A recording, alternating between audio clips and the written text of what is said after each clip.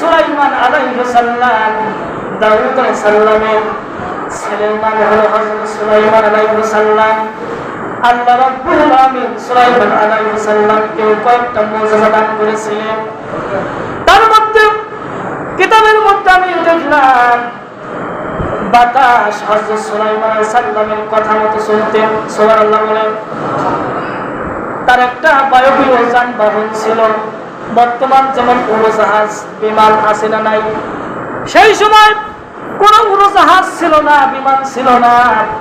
হযরত সুলাইমান আলাইহিস সালাম ওই বায়বীয় যানবাহনটা উড়োজাহাজ কিংবা বিমান হিসাবে পরিচালনা করতেন, ব্যবহার করতেন। সুবহানাল্লাহ।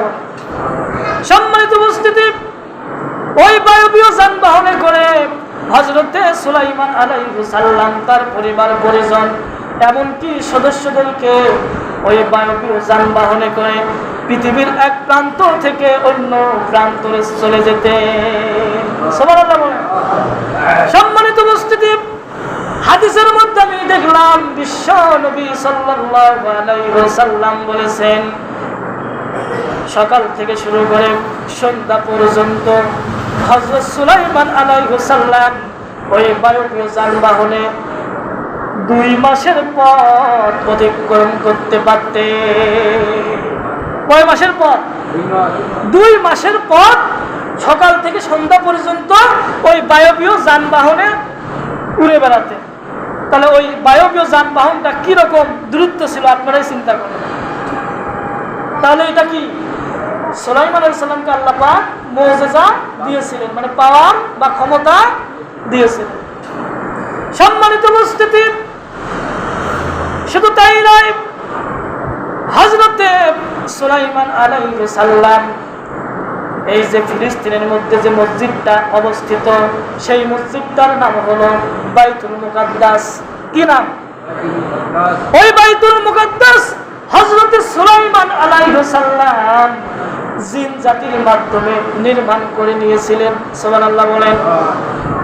হযরত সুলাইমান আলাইহিস সালাম যখন জিবরাইল আলাইহিস সালাম যখন অর্থাৎ আল্লাহর হুকুমে যখন জিবরাইল আলাইহিস সালাম সুলাইমান আলাইহিস সালামকে বললেন যে তোমার মৃত্যু অতি নিকটে, তখন হযরত সুলাইমান আলাইহিস সালাম তার একটা মেহরাব ছিল। ওই মেহরাবটা ছিল কাঠ নির্মিত। কি নির্মিত? কাঠ দিয়ে তৈরি ছিল। ওই মেহরাবের ভিতরের মধ্যে তিনি ঢুকলেন, তার একটা ছুরি ছিল। কি ছিল? একটা লাঠি ছিল। ওই লাঠিতে ভর দিয়ে তিনি ইবাদতের উদ্দেশ্যে দাঁড়ালেন ওই মেহরাবের ভিতরে। এইদিকে জিন জাতিরা ওই মসজিদের কাজ শুরু করতে লাগলেন, ওই মসজিদুল আকসার নির্মাণ কাজ করতে শুরু করলেন। হযরত সুলাইমান আলাইহিস সালাম ওই লাঠিতে ভর দিয়ে দাঁড়িয়ে আছে। এইদিকে আল্লাহর হুকুমে হযরত সুলাইমান আলাইহিস সালাম মৃত্যুবরণ করলেন, কিন্তু জিন জাতিরা বুঝতে পারল না। তারা ভয় ভয় করে ওই মসজিদুল আকসার কাজ করতে লাগলেন। এইদিকে সুলাইমান আলাইহিস সালামের মৃত্যুকালটা অনেক হয়ে গেছে, অনেক আগেই সুলাইমান আলাইহিস সালাম কি হয়েছে? মৃত্যুবরণ করেছে, কিন্তু জিন জাতিরা বুঝতে পারল না। তারা ভয় ভয় করে ওই মসজিদুল আকসার কাজটা কি করলেন? সমাপ্ত করলেন। এদিকে সুলাইমান আলাইহিস সালামের লাঠি উই পোকা ধরলো। কি ধরলো? উই পোকা। উই পোকা ওই লাঠিটা কি করেছে? খেয়ে ফেলেছে। যখন ওই উই পোকা যখন ওই লাঠিটা খেয়ে ফেললো, সঙ্গে সঙ্গে ওই লাঠিটাও পড়ে গেল। সুলাইমান আলাইহিস সালামও কি তার লাশটা মাটির মধ্যে পড়ে গেল। এইদিকে জিন জাতিরা ওই মেহরাবের ভিতরের মধ্যে ঢুকলেন, দেখলেন আল্লাহর নবী সুলাইমান আলাইহিস সালাম মৃত্যুবরণ করেছে। এমনকি উই পোকার মধ্যে কি ধরেছে? উই পোকা ধরে খেয়ে ফেলেছে।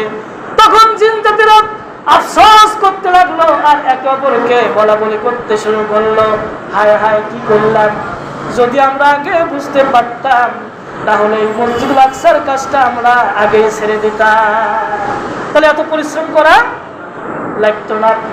সম্মানিত উপস্থিতি, হাদিসের মধ্যে দেখলাম বিশ্ব নবী সাল্লাল্লাহু আলাইহি ওয়াসাল্লাম বলেছেন, এই পৃথিবীর মধ্যে 3টা মসজিদ আছে, যেই 3টা মসজিদের নামাজের ফজিলত অনেক। তার মধ্যে নাম্বার 1 এক নাম্বার হলো মসজিদুল হারাম। কি বলেন? মসজিদুল হারাম, এটা মক্কার মধ্যে অবস্থিত। বিশ্বনবী বলেন, যদি কোনো বান্দা বান্দি এই মসজিদুল হারামের মধ্যে 1 রাকাত নামাজ পড়ে আর অন্যান্য মসজিদের মধ্যে যদি 1 লক্ষ রাকাত নামাজ আদায় করে, তাহলে 1 রাকাত নামাজ আদায় করলে 1 লক্ষ রাকাত নামাজ আদায় করার সওয়াব আমলনামার মধ্যে দিয়ে দিবে। এরপরে 2 নম্বর হলো মসজিদে নববী, এটা মদিনার মধ্যে অবস্থিত। বিশ্বনবী সাল্লাল্লাহু আলাইহি সাল্লাম বলেছেন, এই মসজিদে নববীতে যদি কোনো বান্দা বান্দি 1 রাকাত নামাজ আদায় করে আর অন্যান্য মসজিদের মধ্যে যদি 1000 রাকাত নামাজ আদায় করে, তাহলে 1 রাকাত নামাজ আদায় করলে 1000 রাকাত নামাজের সওয়াব আল্লাহ রাব্বুল আমিন দিয়ে দিবে। এরপরে 3 নম্বর হলো মসজিদুল আকসা, যেই মসজিদটা সুলাইমান আলাইহিস সালাম জিন জাতির মাধ্যমে নির্মাণ করে নিয়েছিলেন। ওই মসজিদের মধ্যে যদি কোনো বান্দা বান্দি 1 রাকাত নামাজ আদায় করে, অন্যান্য মসজিদের মধ্যে 50,000 রাকাত নামাজ পড়লে যে সওয়াব পাবে, ওই মসজিদে 1 রাকাত নামাজ পড়লে 50,000 রাকাত নামাজের সওয়াব আল্লাহ রাব্বুল আমিন দিয়ে দিবে। সম্মানিত উপস্থিতি, তাহলে যে মসজিদুল আকসা, এই মসজিদটা কে নির্মাণ করে নিয়েছিলেন? সুলাইমান আলাইহিস সালাম। কার মাধ্যমে? জিন জাতির মাধ্যমে। তাহলে সুলাইমান আলাইহিস সালামের এটাও ছিল একটা কি? মুজিজা।